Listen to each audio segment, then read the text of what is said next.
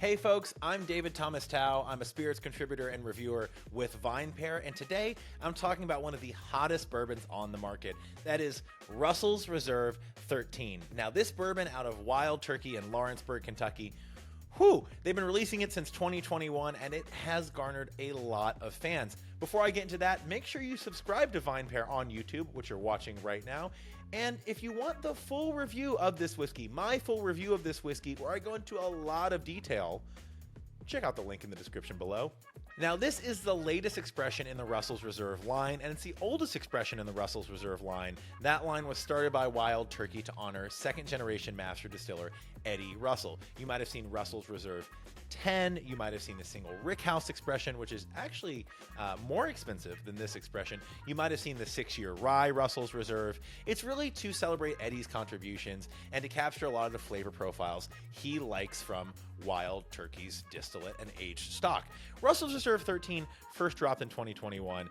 It was an immediate hit. It had a suggested retail price of under $100, I think it was around 70, and it flew off shelves. It comes in at 114.8 proof. Pretty much all the batches have that proof. There are some minor variations, and you can actually tell the different batches through the years by the laser codes on the bottles. We're going to look at one of the 2023 batches that Wild Turkey sent us to review, which is actually not this bottle. We already finished that bottle. And by the way, MSRP on these is up to about $150, which is more than twice what it was when it first released in 2021 to critical acclaim. It's worth noting that Russell's Reserve 13, well, it's a 13-year-old age-stated whiskey, but that's just because the youngest whiskey in the batches is 13 years. There is older whiskey in pretty much all of these batches. Now, some of that information has leaked or been released from Wild Turkey. Depending on the batch, there are barrels as old as 20 years added to these batches. It's worth noting that age statements have to be equivalent to the youngest whiskey in the blend.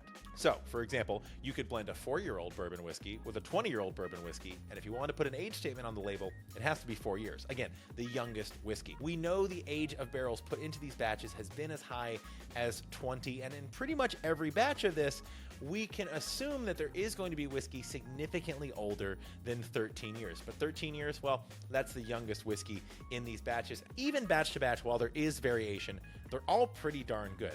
I'm going to talk about some tasting notes I got from the batch Wild Turkey sent us for their 2023 release, or at least one of their 2023 releases. They're actually doing multiple releases a year, it seems. And I'm going to highlight some flavor notes that I get across different batches of Russell's 13. If you want my in-depth tasting notes, including the aromas and elements I get on the nose, things I get on the palate, and what I really thought about the finish, make sure to read the detailed description at the link below. That's my detailed review. I go really in depth on this, but let me just highlight a few things here. On the nose, and I'll hold up actually one of the sample bottles they sent us as well. On the nose, I get a lot of citrus. I get creme brulee, and I get some cocoa at the very end. There's also an element, at least for this batch, of brandy-soaked pears that I thought really melded well with all of those things. On the palate, I got a ton of chocolate, and I still got those citrus notes, specifically orange peels or maybe orange slices.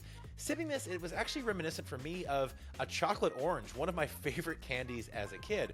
On subsequent sips, I got more complex fruit flavors like blackcurrant and fig. There was heat, it was a little drying in some places, but honestly, it was really welcome and it balanced out some of that sweetness. At 114.8 proof, you could add a few drops of water to this, and I did experiment with that, but I really liked it as is. I thought the proofing was just about right, and I thought the age was just about right. Now, there's clearly older whiskey than 13 years in here, but I think that if there had been much more older whiskey, the flavors might have leaned toward too tannic, too oaky, maybe the dreaded over-oaked, which is what every fan of hyper-aged or at least well-aged bourbon is always scared of. I think these batches are striking really good balance between fruit, sweetness, and wood influence.